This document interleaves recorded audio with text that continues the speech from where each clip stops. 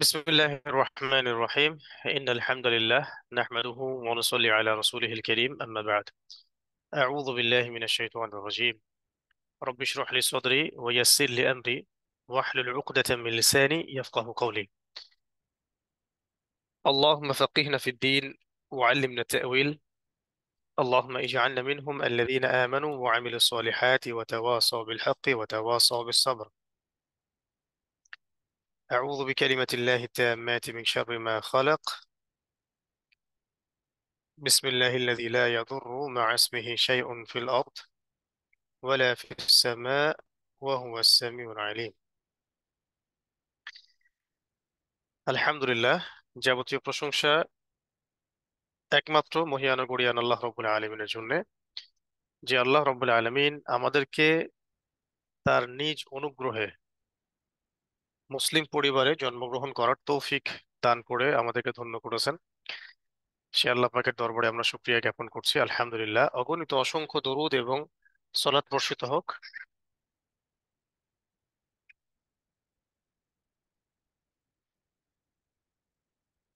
অগণিত অসংখ্য দরুদ এবং সলাত বর্ষিত হোক মহান আল্লাহ প্রেরিত সর্বশেষ নবী, চূড়ান্ত নবী, মানবতার মুক্তির দূত, যার পরে আর কোনো নবী আসবেন না, মুহাম্মদুর রাসূলুল্লাহ সাল্লাল্লাহু আলাইহি ওয়াসাল্লাম এর প্রতি আমরা সকলেই দরুদ পড়ি। আল্লাহুম্মা সাল্লি ওয়া সাল্লিম আলা নবিয়িনা মুহাম্মদ ওয়া আলা আলিহি ওয়া আসহাবিহি আজমাইন। শুকরিয়া সেই মহান রবের দরবারে, যিনি আমাদেরকে হেদায়েত দেওয়ার জন্য, অর্থাৎ দুনিয়াবী সাফল্য এবং পরকালীন মুক্তি, এই দুটোর জন্য আল কোরআনের মতো কিতাব এবং সুন্নাতের মতো আদর্শ দান করেছেন। সে আল্লাহ পাকের দরবারে অগণিত শুকরিয়া। আল্লাহুম্মা লাকাল হামদ হামদান কাসীরান তাইয়িবান মুবারাকান ফীহ কামা ইয়ানবাগী লিজালালি ওয়াজহিক ওয়া আযীমি সুলতানিক। তো আইয়ামুল আশর চলছে, অর্থাৎ যুলহিজ্জার প্রথম দশক চলছে। আমাদের সামনে আরাফার দিবস অপেক্ষা করছে, এবং আরাফার দিবসের সওম সম্পর্কে আমরা জানি রাসূলুল্লাহ সাল্লাল্লাহু আলাইহি ওয়াসাল্লাম বলেছেন যে আহতাসিবু ইলাল্লাহি তাআলা আন ইউকাফিরা সানাতা আল্লাতী ক্বাবলাহ ওয়া সানাতা আল্লাতী বা'দাহ। যে আরাফার দিনের সওম, আরাফার দিনের সওম আমি আশা করি আল্লাহর কাছে যে এটা বিগত এক বছর এবং আগামী এক বছরের গুনাহের কাফফারা হয়ে যাবে ইনশাআল্লাহ। তো আমাদের সামনে অপেক্ষা করছে আরাফার দিন। তো এটা নিয়ে একটু কনফিউশন বাংলাদেশে দেখা যায়। যারা আহ, সৌদি এবং বাংলাদেশের টাইম নিয়ে একটু ওভার কিউরিয়াস, তারা দেখা যায় যে এটা নিয়ে একটু বিতর্কের সৃষ্টি করে ফেলেন অনলাইনে অফলাইনে। সবচেয়ে মুনাসিব তরিকা হচ্ছে আরাফার দিন হচ্ছে জিলহজ মাসের 9 তারিখ। আর বেসিক্যালি আরাফার দিন সেদিনকে বলা হয় যেদিন হাজিগণ আরাফার মাঠে থাকেন। তো দেখা যায় যে সময়ের এই পার্থক্যের কারণে আমাদের দেশে যখন 8 তারিখ হয়, তখন আরাফার আহ, মাঠে হাজিগণ অবস্থান করেন। তো আমরা যেটা করব যে আরাফার দিন যখন হাজিগণ মাঠে অবস্থান করেন, সেদিনে আমরা রোজা রেখে ফেলবো ইনশাল্লাহ।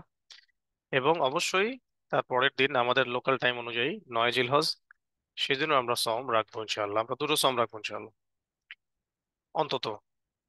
বাকি এই 10 দিন তো সম রাখার ফজিলত, ব্যাপক ফজিলত আছে যারা রাখছেন আলহামদুলিল্লাহ। তো এর মধ্যে আবার কোরবানি আসবে, যেটা সবচেয়ে গুরুত্বপূর্ণ আমল, অনেক গুরুত্বপূর্ণ আমল। আর একটা বিষয় হলো যে এর মধ্যে হজ শুরু হচ্ছে সামনেই, কাল থেকে হজের মূল কার্যক্রম শুরু হয়ে যাবে। তো এরকম একটা বরকতময় সময় আমরা যে আলহামদুলিল্লাহ আল কোরআনুল কারীমের দার্সটাকে, এই কোর্সটাকে শুরু করতে পেরেছি, আমরাও সৌভাগ্যবান আলহামদুলিল্লাহ যে আল্লাহ পাক আমাদেরকে এই যুলহিজ্জার প্রথম দশকে আল কোরআনুল কারীমকে শেখার এবং জানার বোঝার জন্য এই কোর্সে সামিল করেছেন। আমরা যারা আসতে পেরেছি আমরা সকলেই শুকরিয়া এবং কৃতজ্ঞতা জ্ঞাপন করছি। আর যারা আসতে পারি নাই, তারা আমরা চেষ্টা করব যে ঈদের মধ্যেই, মানে ঈদের তো একটা বন্ধ থাকবে, এর মধ্যেই আমরা একটা কাজ করতে পারি। যারা যারা ভর্তি হই নাই বা হতে চাচ্ছি, তাদেরকে ভর্তি করিয়ে ফেলতে পারি। বা আপনাদের যদি ফ্রেন্ড সার্কেল থাকে, তাদেরকে অবশ্যই দাওয়াত দেন। দাওয়াতের মধ্য দিয়ে আপনারাও আরো কিছু স্টুডেন্ট আমাদের এই কোর্সে এনরোল করাতে পারলে আমাদের টিমটাও বড় হবে এবং ইনশাআল্লাহ খেদমতটাও বড় হবে।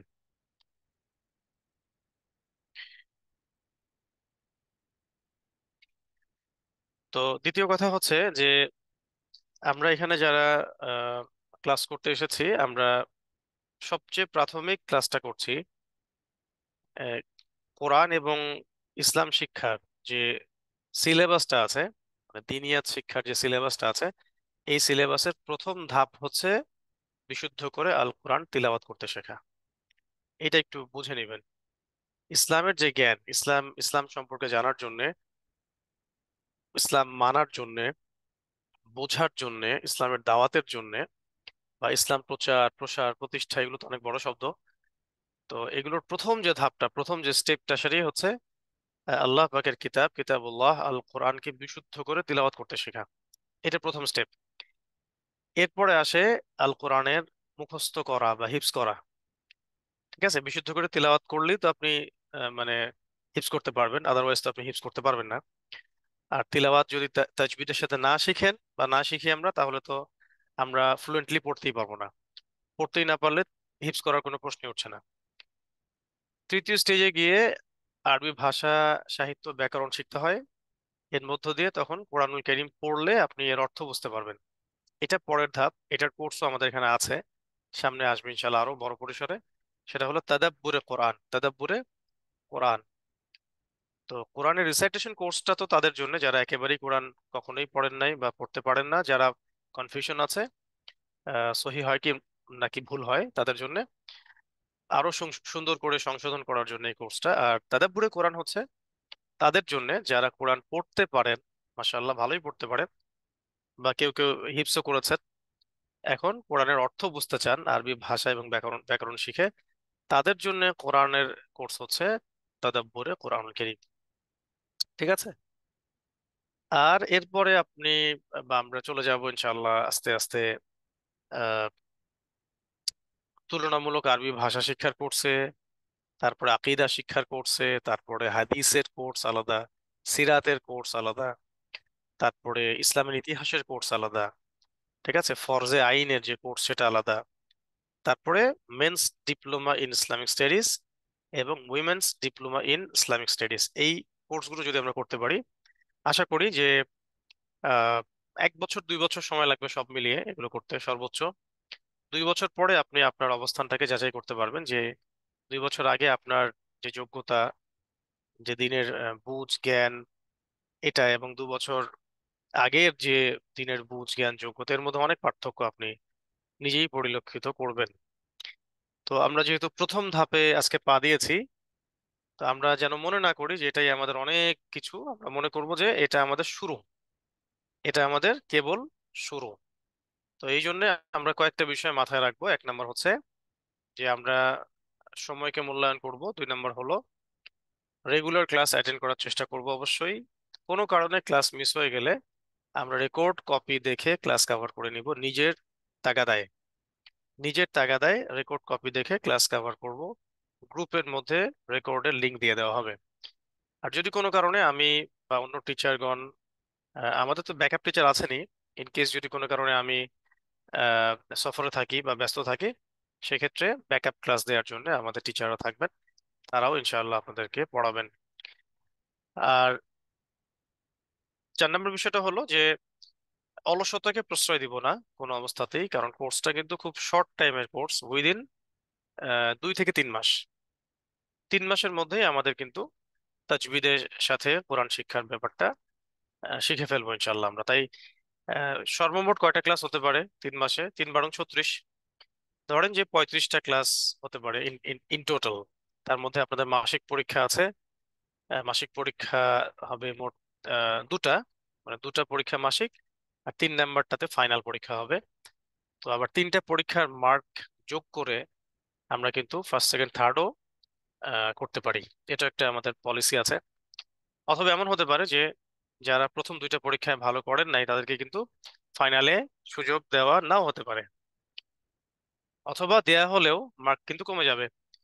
তো সব মিলিয়ে পরীক্ষাগুলো অ্যাটেন্ড করতে হবে, মাসিক পরীক্ষাগুলো খুব খেয়াল রাখবো। আর 3টা বিষয় থেকে বেঁচে থাকবো, যে একটা ওয়াসওয়াসা যেন না আসে যে আমি অনেক জানি, অনেক শিখেছি, আমার আর শেখার প্রয়োজন নাই। আমি এটা অনেকবারই বলেছি ক্লাসে। আবার এমনটা যেন মনে না হয় যে আমি পারবো না, আমার দ্বারা হবে না। আমি পারবো না, আমার দ্বারা হবে না, এমনটাও যেন মনে না হয়। আরেকটা হলো, কোনো অবস্থাতেই যেন এটা মনে না হয় যে অনেক সময় পড়ে আছে, আমি পরে বড় হয়ে শিখে নিবনি। যেমন আমার পরীক্ষা সামনে আছে, আমার এসএসসি আছে, এইচএসসি আছে, অনার্স মাস্টার্স আছে, এগুলো শেষ হোক, চাকরি বাকরি পাই, তারপরে শেষ বয়সে শিখে নিব। তাহলে এমন হতে পারে, আল্লাহ না করুক, যে কোরআন না শিখেই কবরে চলে যেতে হতে পারে। আল্লাহ পাক যেন আমাদেরকে এরকম জিল্লতি না দেন। আমিন। তাই এই কারণে এই ওয়াসওয়াসাটাকে একেবারেই মাথা থেকে ঝেড়ে ফেলতে হবে, শুধু কোরআন শিক্ষার এই কোর্সের জন্য নয়, সব সময় যে আহ, যখন যে সুযোগটা পেয়েছি তখন সেই সুযোগটাকে কাজে লাগানো, পরে শিখে নেব, পরে দেখা যাবে, এরকম করে চিন্তা না করা। এই কয়েকটা বিষয়। 4 নম্বর হলো আদবের দিকে খেয়াল রাখা। আমাদের জেনারেল শিক্ষিত তিনি ভাই ও বোনদের ক্ষেত্রে এই বিষয়টার বেশ অভাব পরিলক্ষিত হয়। তাই ক্লাসের মধ্যে আমরা আদব বজায় রাখবো। এটা ইউনিভার্সিটির ক্লাস না, এটা কিন্তু আমাদের স্কুল কলেজের ক্লাস না। আমরা বসেছি এখানে আল্লাহর কালাম শিখতে। অবশ্যই অজু করে আসবো আমরা ক্লাসে। ক্লাসে বসার সময় অজু করে বসবো, অজু অবস্থায় থাকার চেষ্টা করব, এবং যা পড়ানো হবে সেটাকে ক্লাসের মধ্যেই কভার করার চেষ্টা করব। আর যেটা হোমওয়ার্ক দেওয়া হবে সেটা বাসায় অবশ্যই অন্তত 1 ঘন্টা, অন্তত 1 ঘন্টা এটাকে মস্কো করব। মস্কো মানে হচ্ছে প্র্যাকটিস করা, নিজেকে পড়া। আর নিজে পড়ার আরেকটা ভালো উপায় হচ্ছে, যদি আপনারা একজন রেজিস্ট্রেশন করে থাকেন, তাহলে আপনার এই রেজিস্ট্রেশন দিয়ে আপনি আপনার স্ত্রীর সাথেও ক্লাস করতে পারেন বাসায়, বা স্বামীর সাথেও করতে পারেন, বা ছেলের সাথে বা মেয়ের সাথে বা ভাইয়ের সাথে বা বোনের সাথে। তো একসাথে আপনারা ক্লাস করতে পারেন, কোনো সমস্যা নাই। তখন আপনারা আপোষেই পড়াটাকে ধরতে পারবেন। আমরা যেটাকে বলি মোজাকারা, মোজাকারা করা, মস্কো করা। এর মধ্য দিয়ে আপনারই প্র্যাকটিস হবে, আপনার প্র্যাকটিসটা ভালো হবে, এবং দেখবেন যে আপনার উচ্চারণটা সুন্দর হচ্ছে। আর এটা কোনো জাদু মন্ত্র না যে শুধু আহ, মানে একবার দেখলেই বা জানলেই আমার জবানে চলে আসবে। আসলে ব্যাপারটা মোটেই এমন না।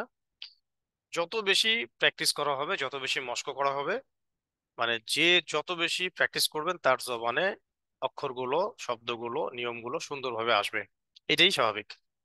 এর সাথে দুইটা বিষয় দরকার লাস্ট, সেটা হলো এক, বেশি থেকে বেশি আল্লাহ পাকের কাছে দোয়া করা। বেশি থেকে বেশি আল্লাহর কাছে দোয়া করতে থাকা।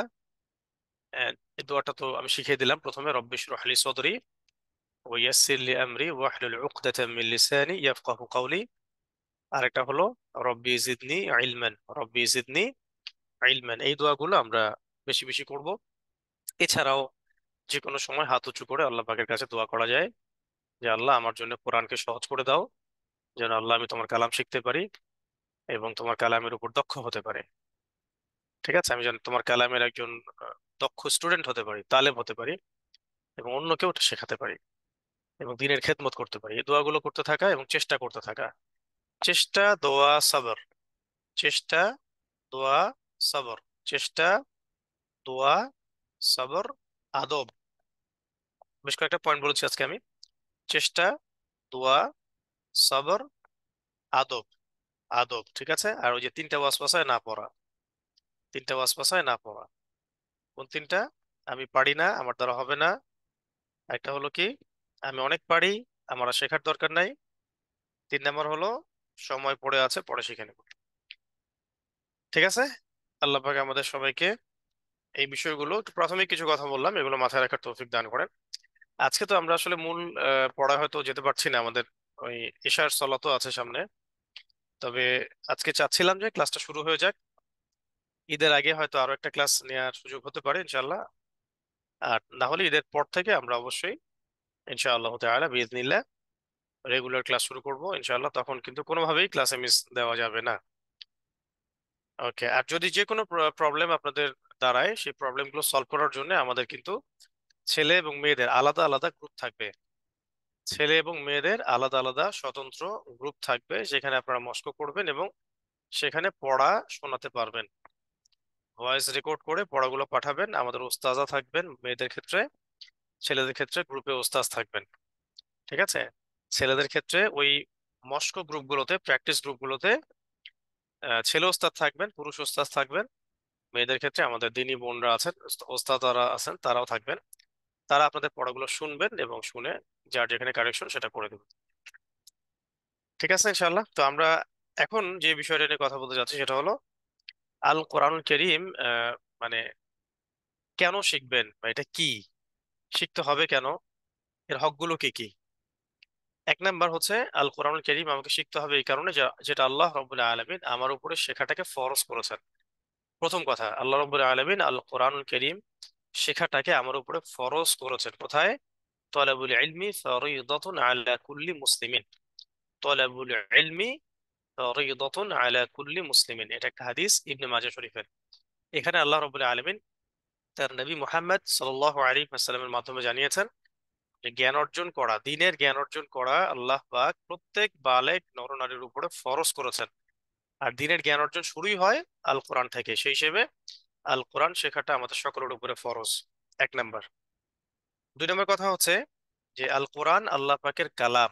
আল কোরআন আল্লাহ পাকের কালাম, এটা আল্লাহ পাকের সৃষ্টি নয়। আকীদা ঠিক করে নিব, কোরআন আল্লাহ পাকের সৃষ্টি নয়, বরং কোরআন আল্লাহ পাকের কালাম, আল্লাহর কথা। এই ফিলটা নিয়ে আসবেন যে কোরআন আল্লাহর কথা, আমার রবের কথা এটা। আমার রব কিছু বলেছেন আমাকে, আমার রব বিশ্ববাসীকে কিছু বলতে চাচ্ছেন, এবং সেই কথাটাকে আল্লাহ পাক এই কোরআনের আকৃতিতে আমাদের সামনে উপস্থাপন করেছেন, এবং তার ব্যাখ্যা আমাদের সামনে করে দিয়েছেন রাসূলুল্লাহ সাল্লাল্লাহু আলাইহি ওয়াসাল্লাম। এটাকে আল্লাহ পাকের কথা মনে করে সেই দরদ দিয়ে, এহসাস দিয়ে পড়তে হয়। ঠিক আছে। তিন নম্বর বিষয় হচ্ছে কোরআন আহ এর সাথে সম্পৃক্ত আর বিষয়গুলো কি কি। কোরআনের সাথে সম্পৃক্ত বিষয় ছয়টা। আল কোরআনের সাথে সম্পৃক্ত বিষয় ছয়টা। এক হচ্ছে, প্রথমত অবশ্যই একজন মুসলিমকে আল কোরআনুল কারীম তিলাওয়াত শিখতে হবে।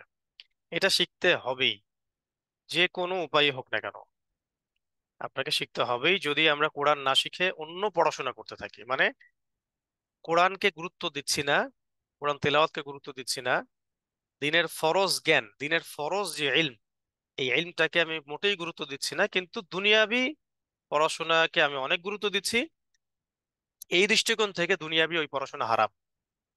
এই দৃষ্টিকোণ থেকে দুনিয়াবি পড়াশোনা টোটালি হারাম এবং পুরাটাই গুনাহের কাজ হবে। কখন সেটা জায়েজ হবে? যখন আপনি ইসলামকে গুরুত্ব দিচ্ছেন, দিনের পড়াশোনা করছেন, কোরআন হাদিস এগুলোও পড়ছেন, দিনের ফরজে আইনের জ্ঞান অর্জন করছেন, ইসলামের বেসিক ফান্ডামেন্টাল নলেজ আপনি হাসিল করেছেন বা করছেন, এর পাশাপাশি আপনি অন্য অন্য পড়াশোনা করছেন, তখন কোনো সমস্যা নাই, আপনি করতে পারেন। কিন্তু কোরআন এবং সুন্নাহ বা ইসলামের বেসিক জ্ঞানকে অগ্রাহ্য করে যদি আমরা দুনিয়াবি জ্ঞান অর্জন করতে চাই, এটা শুধু হারামই নয়, বরং এটা জাহান্নামে যাওয়ারও কারণ হতে পারে। আল্লাহ পাক আমাদেরকে হেফাজত করে নেন। খুব মারাত্মক কথা বললাম, এটা বুঝতে হবে, খুব গভীরভাবে বুঝতে হবে এটা। অনেকেই আমরা হালকা ভাবে দেখি, এটা মোটে হালকা ভাবে দেখার বিষয় না।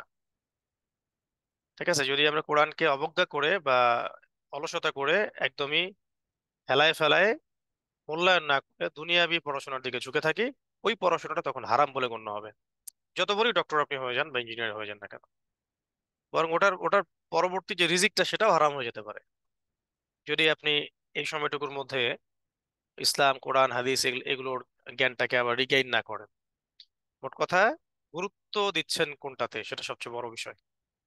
এমনকি এমনকি কেউ যদি কোরআন হাদিসের জ্ঞানও, কোরআন এবং হাদিসের জ্ঞান, অর্থাৎ কোরআনের তিলাওয়াত, তরজমা, তাফসির, হাদিস, হাদিসের উসুল, আকীদা, ফিকহ, ইতিহাস, সবকিছু, মানে ইসলামী যত জ্ঞান আছে, এইগুলোও যদি কেউ দুনিয়া অর্জন করার নিয়াতে পড়াশোনা করে, এগুলো যদি কেউ দুনিয়া হাসিল করার নিয়াতে পড়াশোনা করে, যেমন দুনিয়ার খ্যাতির জন্য, অর্থের জন্য, বৃত্তের জন্য, প্রতিপত্তির নিয়াতে, তাহলে এই কোরআন হাদিসের জ্ঞান অর্জন করাটাও তার জন্য জাহান্নামের যাওয়ার কারণ হয়ে যাবে। নাউজুবিল্লাহ। মানে এক কথায় আমাদের এখানে মূল পয়েন্টটা হচ্ছে যে প্রথমত একজন মুসলিমের উপরে কোরআন তেলাওয়াত করা তো অবশ্যই কর্তব্য। এরপর অবশ্যই আমাদেরকে এর অর্থটাকে বুঝতে হবে, বোঝার চেষ্টা করতে হবে। এটা লেভেল 2, ওইটা আমি বলেছি তাদাব্বুরে কোরআন, এই কোর্সে গেলে আপনারা জানতে পারবেন, অথবা মাদ্রাসায় পড়লে তা তো শিখতে পারবেন। যারা মাদ্রাসায় পড়েন না তাদের জন্যই বেসিক্যালি আমাদের এই ফিকির গুলো। 3 নাম্বার হলো কোরআনের সমস্ত আদেশ মেনে চলা।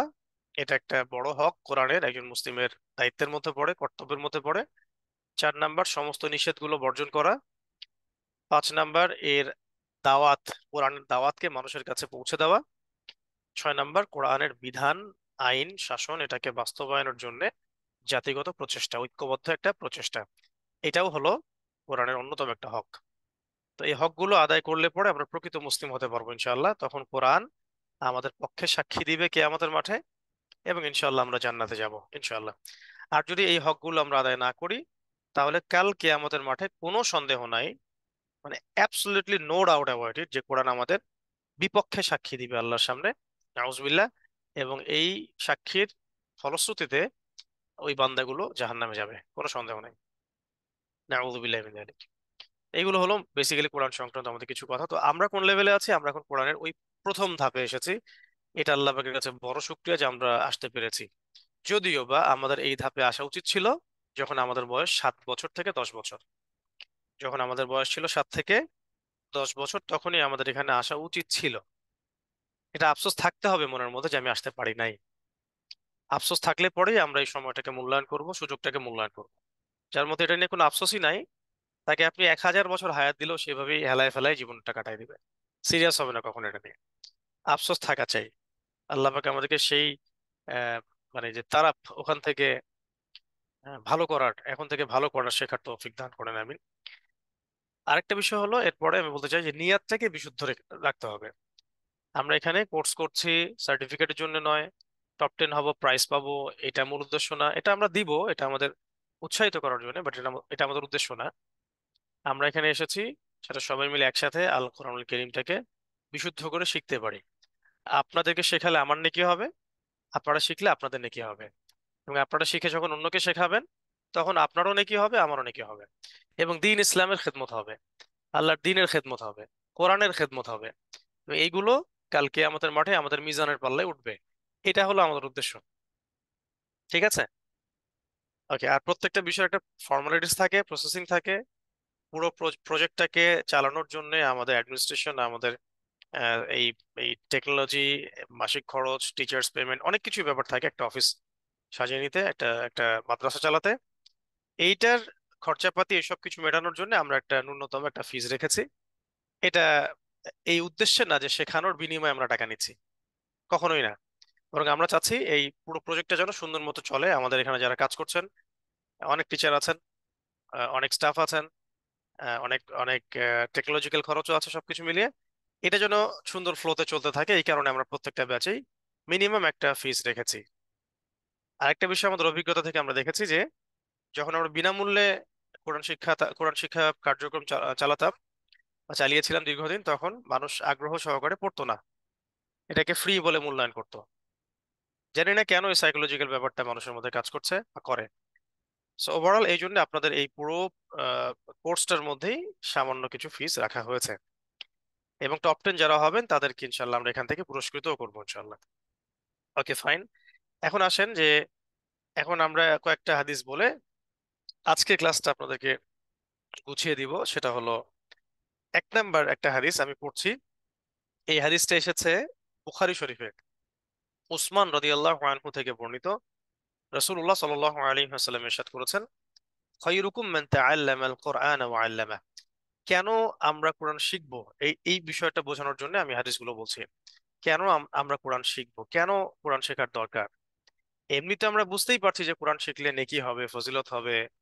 কোরআন শিখলে আল্লাহ পাকের রহমত বরকত নেমে আসবে।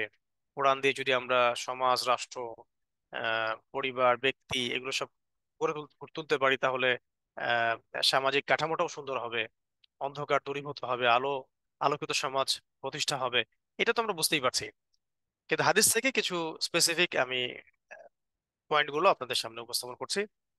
যে এই হাদিসটাতে রাসূল সাল্লাল্লাহু আলাইহি ওয়াসাল্লাম ইরশাদ করেছেন, তোমাদের মধ্যে শ্রেষ্ঠ ব্যক্তি তারা, সে তোমাদের মধ্যে শ্রেষ্ঠ ব্যক্তি সে, যে কিনা নিজে আল কোরআনকে শেখে, অন্যকে শেখায়। নিজে আল কোরআনকে শেখে, অন্যকে শেখায়। কে না চায় আল্লাহ পাকের কাছে শ্রেষ্ঠ হতে? এটা কত বড় সম্মানের হবে যদি আমরা আল্লাহর কাছে শ্রেষ্ঠ হতে পারি। দুনিয়ার কাছে শ্রেষ্ঠ হওয়ার মধ্যে তো কোনো ফায়দা নাই, কোনো ফায়দা নেই। হলেও হলেও হতে পারে, না হলেও নাও হতে পারে। দুনিয়াতে এমন অনেক মানুষই নোবেল প্রাইজ পেয়েছে যারা গণহত্যায় আহ শীর্ষস্থান হাসিল করেছে আর কি। ঠিক আছে? তো দুনিয়া তো কালকে নেতানিয়াহুকেও নোবেল দিতে পারে। গাজা থেকে সন্ত্রাসী মুক্তকরণ, এরকম একটা লকব দিয়ে গাজা থেকে সন্ত্রাসী নির্মূল করেছেন নেতানিয়াহু, এই জন্য ওকে তাকে নোবেল দেওয়া হোক শান্তিতে। দুনিয়া তো এরকম। তো এই প্রতারণাপূর্ণ দুনিয়ার কথা বলা হচ্ছে না, আল্লাহ পাকের কাছে কিয়ামতের দিনের চূড়ান্ত মানদণ্ড বলা হচ্ছে যে আল্লাহর কাছে সবচেয়ে শ্রেষ্ঠ ব্যক্তি হবে সে, যে নিজে কোরআন শেখে এবং অন্যকে শেখায়। তো আমাদের দায়িত্ব এখান থেকে বের হয়ে আসছে, আমরা নিজেরা শিখবো, অন্যকে শেখাবো। তার আগে নিয়াত বিশুদ্ধ করব। তার আগের কথাগুলো তো বললাম, হক আদায় করা কোরআনের, এবং আদবের খেয়াল রাখা, সবর করা, ধারাবাহিকতা বজায় রাখা, ইস্তেকামা ঠিক রাখা, এবং দোয়া করতে থাকা, চেষ্টা করতে থাকা। ওকে। আর 2 নম্বর হাদিসটা, এটাও এটাও এসেছে সেই বুখারী মুসলিম দুটোতেই, যে আয়েশা রাদিয়াল্লাহু আনহা তিনি বর্ণনা করেছেন যে রাসূল সাল্লাল্লাহু আলাইহি ওয়াসাল্লাম বলেছেন যে আল আল মাহিরু বিল কোরআন, কোরআনে যে ব্যক্তি দক্ষ হবে, ভালো করে শুনেন, আল কোরআনে যে ব্যক্তি দক্ষ হবে, মা আস-সাফরাতিল কিরামিন বারারা, সেই ব্যক্তি কিয়ামতের দিন সম্মানিত ফেরেশতাদের সাথে হাসর করবে। সুবহানাল্লাহ। কোরআনে যে ব্যক্তি মাহির হবে, দক্ষ হবে, মাহির মানে দক্ষ, দক্ষ বলতে এখন আপনি যত দক্ষতা অর্জন করতে পারেন, যত রকম দক্ষতা, সে ব্যক্তি কিয়ামতের দিন সম্মানিত ফেরেশতাদের সাথে হাসর করবে। আর ওয়াল্লাযী ইয়াকরাউল কুরআন ওয়া ইয়াতাতাআতাউ ফীহি ওয়া হুয়া আলাইহি শাক্কুন ফালাহু আজরুন, আর যে ব্যক্তি কোরআন পড়তে গিয়ে আটকে যায়, ঠিক আছে, এবং এটা তার উপর কষ্টকর হয়, তারপরেও সে পড়া কন্টিনিউ করতে থাকে, তার জন্য দ্বিগুণ পুরস্কার আছে। সুবহানাল্লাহ। আরেকটা একটা হাদিস এসেছে, এটাও এসেছে মোটামুটি ভাবে কয়েকটা কিতাবে, তিরমিজিতে, আবু দাউদে, মিশকাতে, যে আব্দুল্লাহ ইবনে আমর রাদিয়াল্লাহু আনহু থেকে বর্ণিত আছে, রাসূলুল্লাহ সাল্লাল্লাহু আলাইহি ওয়াসাল্লাম বলেছেন যে ইয়কালু লিসাহিবিল কুরআনি, যে ব্যক্তি কোরআনের হাফেজ, মানে যে ব্যক্তি কোরআনের সাহেব, কোরআনের সাথী, মানে কোরআনকে যে সাথী বানিয়েছে, এই ব্যক্তিকে কিয়ামতের দিন বলা হবে ইকরা ওয়ারতাক, ইকরা ওয়ারতাক, তুমি পড়ো এবং উঠতে থাকো, উপরে উঠতে থাকো। ওয়ারাত্তিল কামা কুনতা তুরাত্তিল ফিদ দুনিয়া, তুমি সেইভাবে তেলাওয়াত করো যেভাবে তুমি দুনিয়াতে তেলাওয়াত করতে। ঠিক আছে। ফাইন্না মানজিলাতাক, সরি ফাইন্না মানজিলাক, ফাইন্না মানজিলাক ইনদা আখিরি আয়াতিন তাকরাউহা, ফাইন্না মানজিলাক, তোমার সর্বশেষ মঞ্জিল হবে, ইনদা আখিরি আয়াতিন তাকরাউহা, তুমি সবশেষ যে আয়াতটা তেলাওয়াত করবে, মানে তুমি যতগুলো আয়াত তেলাওয়াত করবে, হ্যাঁ, তেলাওয়াত করতে করতে করতে যতগুলো আয়াত তুমি তেলাওয়াত করবে, অত উঁচু হবে তোমার মঞ্জিল। সুবহানাল্লাহ। মানে আপনি যদি 100 আয়াত তিলাওয়াত করেন, 100 তলা উঁচু জান্নাত, 200 করলে 200, 300 300, 400 400, আল কোরআনে আয়াত আছে ইন টোটাল 6236টা, 6236টা, 6666টা ভুল। তো এই আয়াত সংখ্যা যদি কেউ তিলাওয়াত করতে পারে, তাহলে জান্নাতে সে কত উঁচু মাকামে থাকবে, এটা তো আর বলার অপেক্ষা রাখে না। এইরকম তিরমিজিতে একটা হাদিস এসেছে, হাদিসটা আব্দুল্লাহ ইবনে আব্বাস রাদিয়াল্লাহু আনহু থেকে বর্ণিত, তিনি বলেছেন রাসূল সাল্লাল্লাহু আলাইহি ওয়াসাল্লাম বলেন ইন্নাল্লাযী লাইসা ফি জাওফিহি শাই মিনাল কুরআনি কালবাইতিল খারিব, কালবাইতিল খারিব। নবীজি বলেছেন সাল্লাল্লাহু আলাইহি ওয়াসাল্লাম যে ব্যক্তির হৃদয়ের, যে ব্যক্তির জাওফ বা হৃদয়ের মধ্যে কোরআনের কিছুই নাই, যে ব্যক্তির হৃদয়ের মধ্যে কোরআনের কিচ্ছু নাই, সেই ব্যক্তির মিসাল হচ্ছে যেন একটা বিরান, একটা উজাড় একটা ঘরের মতো, একটা ঘর কিন্তু ঘরের ভিতর কিছু নাই, এইরকম একটা মিসাল সেই ব্যক্তির, যেই ব্যক্তির ভিতরে কোরআনের কিছুই নাই। নাউজুবিল্লাহ। এরকম অন্য একটা হাদিসে নবী সাল্লাল্লাহু আলাইহি ওয়াসাল্লাম বলেছেন, এটা এসেছে মুসনাদ আহমদে, যে মান ক্বরাআ কুরআনান মান ক্বরাআ কুরআনান ওয়া আমিলা বিহা, যে ব্যক্তি কোরআনুল কারীম পড়ে এবং তার উপরে আমল করে, যে ব্যক্তি কোরআন পড়ে এবং তার উপরে আমল করে, উলবিসা ওয়ালিদাতু তাজান ইয়াউমাল কিয়ামাতি, কিয়ামতের মাঠে ওই ব্যক্তির পিতামাতাকে, ওই ব্যক্তিকে না, ওই ব্যক্তির পিতামাতাকে তাজ পরানো হবে। কি পরানো হবে? তাজ, সম্মানের একটা আমরা বলি মুকুট পরানো হবে। হ্যাঁ, দাউহু আহসানু মিন দাউই শামসি, যেটার উজ্জ্বলতা হচ্ছে সূর্যের কিরণের চেয়েও বেশি হবে। হ্যাঁ, ফি বুয়ুতিদ দুনিয়া লাউ কানাত ফিকুম ফামা সন্নুকুম বিল্লাযী আমিলা বিহাযা। তাহলে নবী সাল্লাল্লাহু আলাইহি ওয়াসাল্লাম বলছেন যে যদি আহ, যে ব্যক্তি আমল করছে তার পিতামাতার এইরকম সম্মান হয়, তাহলে তোমরা একটু ভেবে দেখো, বা তোমরা কি ভাবতে পারছো যে ব্যক্তি কোরআন তেলাওয়াত করে বা কোরআনের উপর আমল করে, তেলাওয়াতও করে আমলও করে, তার কি ফজিলত হতে পারে। ঠিক আছে। আরেকটা চমৎকার হাদিস আছে আলী রাদিয়াল্লাহু আনহু থেকে।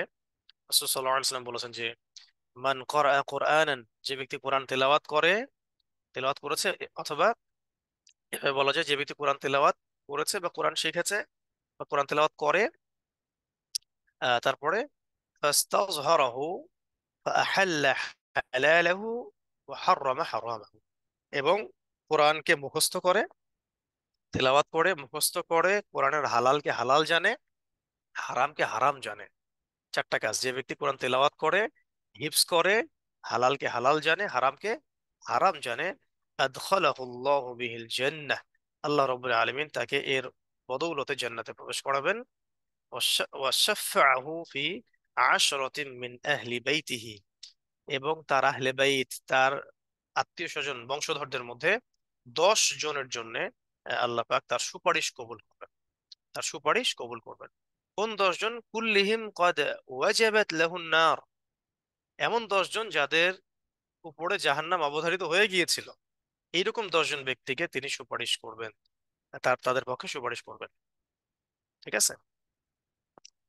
লা হাওলা ওয়ালা কুওয়াতা ইল্লা বিল্লাহ। তাহলে কোরআন পড়া, হিফজ করা, তার হালালকে হালাল জানা, হারামকে হারাম জানা। এরকম আরেকটা হাদিস আছে যে আহ ইবনু ওমর রাদিয়াল্লাহু আনহু থেকে বর্ণনা আসছে, নবী সাল্লাল্লাহু আলাইহি ওয়াসাল্লাম বলেছিলেন যে যে লোহায় পানি লাগলে যেমন মরিচিকা পড়ে, লোহায় পানি লাগলে কি হয়, এটা মরিচা পড়ে যায়, সরি মরিচিকা না, মরিচা পড়ে যায়। তো লোহায় পানি পড়লে যেমন মরিচা পড়ে যায়, আমাদের হৃদয়ের মধ্যেও আস্তে আস্তে সময় যেতে যেতে আহ, এই দুনিয়াবি ব্যস্ততা বলেন, কাজের চাপ বলেন, তারপরে আশেপাশে পারিপার্শ্বিকতা, হ্যাঁ, গুনাহ, এসবের কারণে কলবের মধ্যেও মরিচা পড়ে যায়। কলবের মধ্যে কি হয়? মরিচা পড়ে যায়। তো জিজ্ঞাসা করা হলো, ইয়া রাসূলুল্লাহ, ইয়া রাসূলুল্লাহ সাল্লাল্লাহু আলাইহি ওয়াসাল্লাম, এই মরিচা দূর করার উপায় কি? এই মরিচা দূর করার উপায় কি? জবাবে তিনি বললেন যে অধিক পরিমাণে মৌতকে স্মরণ করো, অধিক পরিমাণে মৌতকে স্মরণ করো, এবং আল কোরআন তেলাওয়াত করো, আল কোরআন তেলাওয়াত করো। কাসরাতু যিকরিল মাউতি, বেশি বেশি মৌতকে, মৌতের জিকির করো, মৌতকে স্মরণ করো। ও তিলাওয়াতিল কোরআনি, এবং কোরআন তেলাওয়াত করো, তাহলে ইনশাআল্লাহ এটা চলে যাবে। আল্লাহু আকবার, আল্লাহু আকবার, আল্লাহু আকবার। আচ্ছা, আমরা আইয়ামে তাশরিক, সরি, আইয়ামে তাশরিকে তো আমরা পড়বোই যে আল্লাহু আকবার, আল্লাহু আকবার, লা ইলাহা ইল্লাল্লাহ, আল্লাহু আকবার, আল্লাহু আকবার, ওয়ালিল্লাহিল হামদ, এটা এখনো পড়া যাবে। আর এই দশকে আমরা বেশি বেশি পড়বো লা ইলাহা ইল্লাল্লাহ ওয়াহদাহু লা শারীকা লাহ, লাহুল মুলকু ওয়া লাহুল হামদু ওয়া হুয়া আলা কুল্লি শাইইন কাদির, অথবা সুবহানাল্লাহ ওয়ালহামদুলিল্লাহ ওয়া লা ইলাহা ইল্লাল্লাহ আল্লাহু আকবার। এগুলো এই দশকের খাস আমল। আরো যদি বড় করে পড়তে পারেন, লা ইলাহা ইল্লাল্লাহ ওয়াহদাহু লা শারীকা লাহ, লাহুল মুলকু ওয়া লাহুল হামদু, ইউহয়ি ওয়া ইউমীত ওয়া হুয়া হাইয়ুন লা ইয়ামুত, বিয়াদিহিল খায়রু কুল্লুহু ওয়া হুয়া আলা কুল্লি শাইইন কাদির। ঠিক আছে। আরো কিছু হাদিস আছে, আমি একটু পড়ে দিই, আহ, আপনাদের ভালো হবে ইনশাল্লাহ।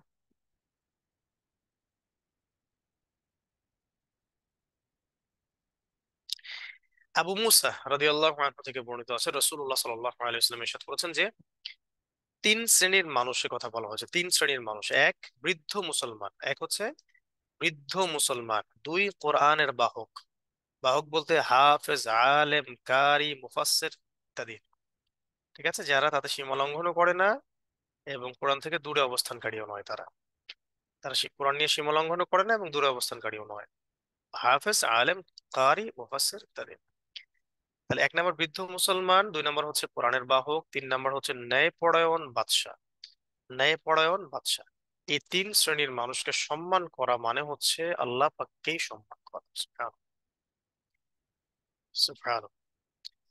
আরেকটা হাদিসের মধ্যে এসেছে যে কোরআন যখন তেলাওয়াত আমরা করব, তখন যেন সুললিত কণ্ঠে, সুললিত কণ্ঠে, মিষ্টি কণ্ঠে তেলাওয়াত করি। যেমন রাসূল সাল্লাল্লাহু আলাইহি ওয়াসাল্লাম বলেছেন যে আল্লাহ তাআলা কোনো বিষয়ে অতটা কান পেতে শোনেন না যতটা তিনি তার নবীর মিষ্টি তেলাওয়াত শোনেন। আল্লাহ পাক কোনো বিষয়টা এতটা কান পেতে শোনেন না যতটা তার নবীর মিষ্টি তেলাওয়াত কান পেতে শোনেন। অন্য একটা হাদিসে আসছে যে লাইসা মিন্না মান লাম ইয়াতাগান্না বিল কোরআন, যে ব্যক্তি কোরআনকে গুন্নার সাথে, মানে এক কথায় তাজবিদের সাথে, গুন্নার সাথে সুর করে সুন্দর করে তেলাওয়াত করে না, লাইসা মিন্না, সে আমাদের উম্মতের অন্তর্ভুক্ত নয়। ঠিক আছে। এবং এইটা আপনাদের জন্য খুব গুরুত্বপূর্ণ একটা হাদিস যে আহ রাসূলুল্লাহ সাল্লাল্লাহু আলাইহি সাল্লামের কোরআন তেলাওয়াত সম্পর্কে জিজ্ঞাসা করা হচ্ছিল উম্মে সালামা রাদিয়াল্লাহু তাআলা আনহাকে, যিনি তার স্ত্রী ছিলেন। তিনি বলছিলেন যে রাসূল সাল্লাল্লাহু আলাইহি সাল্লামের তেলাওয়াতটা ছিল স্পষ্ট। তার তেলাওয়াতটা ছিল কি? স্পষ্ট। ভালো করে শুনেন যে ফাইদা হিয়া আহ, তানআতু কিরাআতান মুফাসসারা। এই শব্দটা বলতে আছে মুফাসসারা, হারফান হারফান হারফান হারফান, এরকম। তিনি বলছিলেন যে ফাইদা হিয়া তানআতু কিরাআতান মুফাসসারান হারফান হারফান, মানে রাসূল সাল্লাল্লাহু আলাইহি ওয়াসাল্লামের তেলাওয়াতটা ছিল একদম মুফাসসারা, মানে সুস্পষ্ট, মানে প্রত্যেকটা আহ, শব্দ খুব স্পষ্ট, হরফান হরফান হরফান হরফান, মানে একটা একটা করে হরফ আলাদা আলাদা করা যাচ্ছে, এতটা সুস্পষ্ট ছিল নবী সাল্লাল্লাহু আলাইহি ওয়াসাল্লামের তেলাওয়াত। মানে কোন কোন ক্ষেত্রে তো এমনও হাদিস আসছে যে বর্ণগুলা সেটাও কিন্তু গোনা যেত এমন। আর একটা বিষয়ে সতর্ক করা হয়েছে যে আল কোরআনুল কারীম মুখস্থ করে শিখে কেউ যেন পড়া ছেড়ে না দেয়, কারণ হাদিসে এসেছে যে নবীজি বলেছেন, আল্লাহর কসম যার হাতে আমার প্রাণ, কোরআন রশিতে বাঁধা উট অপেক্ষাও দ্রুত পলায়ন করে। কোরআন রশিতে বাঁধা উট অপেক্ষাও দ্রুত পলায়ন করে, মানে একটা উটকে যদি আপনি বেঁধে রাখেন সে তো আটকে থাকবে। উটটা যদি আপনি রশিটা ছেড়ে দেন তাহলে উটটা কিন্তু আস্তে আস্তে চলে যাবে। তো কোরআনুল কারীম যারা শিখেছি বা শিখছি বা শিখবো, তারা যদি এটাকে আবার ছেড়ে দেই, পড়া ছেড়ে দেই, হিপস করেছি হিপসটা ছেড়ে দিই, তাহলে ওই উটের চেয়েও দ্রুত কোরআন হৃদয় থেকে বের হয়ে যায়। খেয়াল রাখতে হবে এটা আমাদের।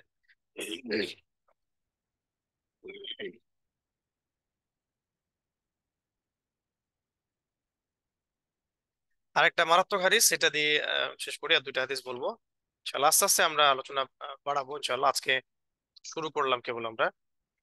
আহ রাসূল সাল্লাল্লাহু আলাইহি ওয়াসাল্লাম বলেছেন যে কোনো ব্যক্তি কোরআন মজিদ পড়ার পরে যদি তা ভুলে যায়, কোনো ব্যক্তি কোরআন মজিদ পড়ার পরে যদি তা ভুলে যায়, আবার বলছি, কোনো ব্যক্তি কোরআন মজিদ পড়ার পরে যদি তা ভুলে যায়, মানে এমন অবস্থা হয়ে গেছে যে সে দেখে দেখে আর পড়তেও পারে না, তাহলে কিয়ামতের ময়দানে অঙ্গহীন অবস্থায় আল্লাহর সাথে সাক্ষাৎ করবে। নাউযুবিল্লাহি মিন যালিক, নাউযুবিল্লাহি মিন যালিক,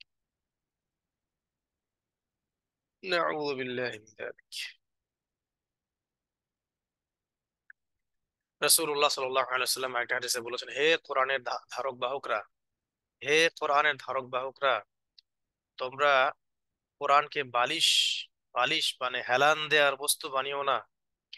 মানে হেলান দেওয়ার বস্তু বানিও না মানে এটাকে উপরে উঠিয়ে যে আমরা যেটাকে রেখে দিয়েছি শোপিসের মতো, এরকম বানিও না। দিবারাত্রি তার হক আদায় করে তেলাওয়াত করো, দিবারাত্রি তার হক আদায় করে তেলাওয়াত করো, এর প্রচার প্রসার করো, এর প্রচার প্রসার করো, উত্তম এবং মধুর সুরে তা পাঠ করো, আর এতে যা আছে তা নিয়ে চিন্তা ফিকির করো, তাহলে তোমরা সফলকাম হয়ে যাবে। আর সত্তর দুনিয়াতে এর প্রতিদান তালাশ করো না, আর দুনিয়াতে সত্তর এর প্রতিদান তালাশ করো না, কেননা আখিরাতে এর প্রতিদান আছে। আল্লাহ পাক আমাদেরকে এই কয়েকটা কথা, শেষের যে কয়েকটা কথা বললাম, এটার উপরে শক্ত আমল করার তৌফিক দান করেন। হে কোরআনের ধারক ও বাহকরা, নবীজি বলেছেন, হাদিসটা এসেছে বাইহাকিতে, বাইহাকি শুআবুল ঈমান অধ্যায়ে 1854 নম্বর হাদিস। হে কোরআনের ধারক ও বাহকরা, তোমরা কোরআনকে বালিশ বানিও না, মানে হেলান দেওয়ার বস্তু বানিয়ে দিও না, বরং দিবারাত্রি এটা তেলাওয়াত করে তার হক আদায় করো, এর প্রচার প্রসার করো এবং উত্তম মধুর সুরে তেলাওয়াত করো, এতে যা আছে তা নিয়ে চিন্তা ফিকির করো, তাহলে তোমরা সফলকাম হয়ে যাবে। আর এর প্রতিদান দুনিয়াতে তালাশ করো না, কারণ এর প্রতিদান প্রতিদান আছে আখিরাতে। আল্লাহ রাব্বুল আলামিন আমাদের সবাইকে এই রাসূল সাল্লাল্লাহু আলাইহি ওয়াসাল্লামের এই অমীয় বাণীগুলো, এই মানে মর্মস্পর্শী যে নাসিহাগুলো, এগুলোর উপর আমল করার নিয়াতে আমাদেরকে যেন এই কোর্সে জুড়ে থেকে, লেগে থেকে, সময় দিয়ে, সবর দিয়ে, শ্রম দিয়ে, দোয়া দিয়ে, সবকিছু মিলিয়ে বিশুদ্ধ করে কোরআন তেলাওয়াত শেখার তৌফিক দান করেন, আমিন। আর এটা শিখলে পরে কি হবে, শুধু যে কোরআন তেলাওয়াতই আপনি করতে পারবেন তাই নয়, ডেইলি তো তেলাওয়াত করতেই পারবেন, আপনি মুখস্থও করতে পারবেন। আপনি নামাজের তেলাওয়াত গুলো সহি হয়ে যাবে। শুধু তেলাওয়াতই সহি হবে না, নামাজের সানাত, নামাজের রুকুর তাসবিহ, সিজদার তাসবিহ, তাশাহুদ, দরুদ, দোয়া, মাসুরা, এরপর আমরা যে দোয়াগুলো করি বা যে আরবি গুলো আমরা বলি, ঠিক আছে, এবং যে ওজিফা গুলো পড়ি বা দোয়ার বই থেকে যে দোয়াগুলো মুখস্থ করব, সবগুলোই সহি হয়ে যাবে ইনশাআল্লাহ। তাই যদি এগুলো সহি না করি, সারাটা জীবন ভুল পড়তে থাকবো। আর ভুল পড়লে অর্থ বিকৃত হবে, অর্থ বিকৃত হলে কখনো কখনো এমনও হয়ে যেতে পারে, যেখানে ইমানের শব্দ আছে এখানে কুফরির শব্দ চলে আসছে, যেখানে তাওহীদের শব্দ আছে ওখানে শিরকের শব্দ চলে আসছে। আরবিটা খুব সেন্সিটিভ একটা ভাষা, তাই একদম শুরু থেকে, গোড়ার থেকে আমাকে তাসবিহের সাথে কোরআন তেলাওয়াতটা শিখতে হবে। তো আল্লাহ পাক আমাদের সবাইকে, আজকে ওরিয়েন্টেশন ক্লাসটা যারা এসেছি, সবাইকে আমাদের কোরআন বিশুদ্ধ করে শেখার, জানার, বোঝার ও আমল করার তৌফিক দান করেন। আজকে ক্লাসটাতে যারা অংশগ্রহণ করেছেন সবাইকে জাযাকুমুল্লাহ খায়রান, আহসানুল জাযা। আমাদের গ্রুপগুলো আলাদা হয়ে যাবে ইনশাআল্লাহ। পরে আপনারা ওখানে মস্ক করতে পারবেন যখন পড়া দেওয়া হবে। বই সংগ্রহ করবেন আপনাদের পুরো বন্ধু মহলে, বান্ধবীদের মহলে এটার প্রচার করুন। আরো স্টুডেন্টদেরকে আমাদের সাথে শরিক করুন। আমরা একটা কমিউনিটি গড়ে তুলবো ইনশাআল্লাহ, যেটা কোরআন সোসাইটি হিসেবে সমাজে কাজ করবে। তো এখানে শুধু আপনারা আমাদের স্টুডেন্ট নন, বরং আপনারা আমাদের দিনের প্রচার, প্রসার এবং প্রতিষ্ঠার সহযোদ্ধা। আল্লাহ পাক আমাদের সবাইকে কাঁধে কাঁধ মিলিয়ে দিনের খেদমতের তৌফিক দান করেন। أقول قولي هذا أستغفر الله لي ولكم ولسائر المسلمين. بارك الله لنا ولكم بالآية الحكيم إنه تعالى جواد كريم بر رؤوف رحيم. সকলেই একটা দোয়া পড়বো আমরা ক্লাস শেষ করার আগে। সুবহানাকা আল্লাহুম্মা ওয়া বিহামদিকা আশহাদু আল্লা ইলাহা ইল্লা আনতা আস্তাগফিরুকা ওয়া আতুবু ইলাইক। এশার সালাতের সময় হচ্ছে, আমরা সবাই সালাতে যাই। ইনশাআল্লাহ পরবর্তী ক্লাসগুলোতে আপনাদের থেকেও কিছু প্রশ্ন উত্তর বা মতামত পরামর্শ নেওয়ার চেষ্টা করা হবে ইনশাআল্লাহ। আসসালামু আলাইকুম ওয়া রাহমাতুল্লাহি ওয়া বারাকাতুহু।